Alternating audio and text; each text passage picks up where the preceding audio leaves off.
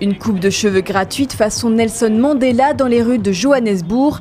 Chacun à sa manière rend hommage à celui qui aurait eu 100 ans ce mercredi.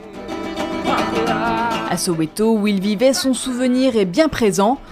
Le musée de l'apartheid rappelle aux visiteurs le système de discrimination raciale mis en place en 1948 et le rôle joué dans son abolition par celui qui reste un modèle pour plusieurs générations. Tolérance, pardon, c'est comme cela que je décrirais Mandela. Il détesterait nous voir, nous haïr les uns les autres juste pour une couleur de peau ou une caractéristique.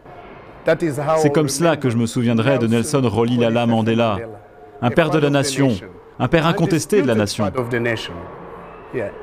Car les tensions raciales continuent d'empoisonner le pays. Malgré la fin de l'apartheid, il y a un quart de siècle, la société sud-africaine reste la plus inégalitaire du monde. Selon la Banque mondiale, les inégalités ont même augmenté depuis 1994. Les Noirs gagnent ainsi 70% de moins que les Blancs. Mandela s'est battu pour qu'on soit libre politiquement, sans oublier le côté économique des choses. En tant que Noirs, nous ne sommes pas libres économiquement. On nous donne peut-être ce qu'ils appellent des chances égales, mais aucune de ces chances ne nous sont accessibles. Je pense qu'il a fait de bonnes choses, mais il aurait pu faire encore mieux, car la situation est encore tendue et beaucoup de gens n'aiment pas ça.